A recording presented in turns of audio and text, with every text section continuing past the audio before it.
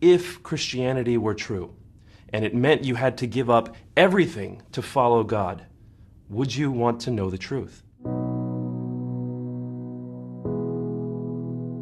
I was a mama's boy. Every time we went out somewhere, if I were scared, I would run up to my mom. I would stay very close to her. If I were sick, I would put my head on her tummy. I was very, very close to my mother. My earliest memories are of my mother every day sitting me next to her and having me put on my skull cap and showing me how to recite the Quran letter by letter. I finished the Quran when I was 5 years old, and by that time I had memorized the last 7 chapters so that I could recite them during the 5 daily prayers. To be raised Muslim in the United States was a point of pride because we believed that we had the truth. In my freshman year of college, my best friend and I had many conversations about faith, and we argued all the time about Islam versus Christianity.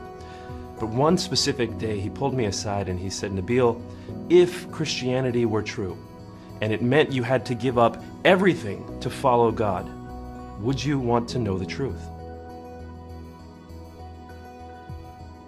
It took a long time before I was able to determine for myself, even if I lose everything, it's worth it. And when my parents did find out, it was the most painful day of my life, probably the most painful day of their lives too. And I'll never forget the look in my mother's eye. My mom and dad didn't come to my wedding. Every single time I see a video of a son dancing with his mother at his wedding,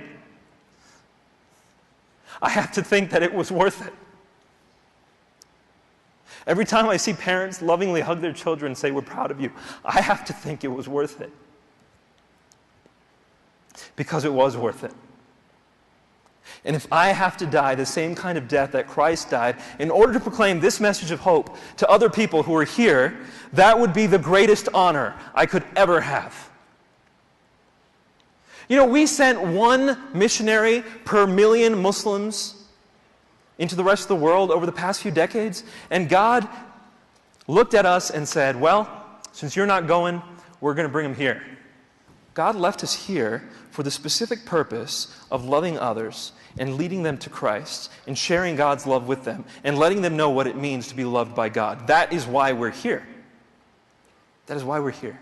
And God equips us to do that. And there's hope and purpose and peace and love in that. And that is the gospel. That is the Christian message. And it is worth absolutely everything.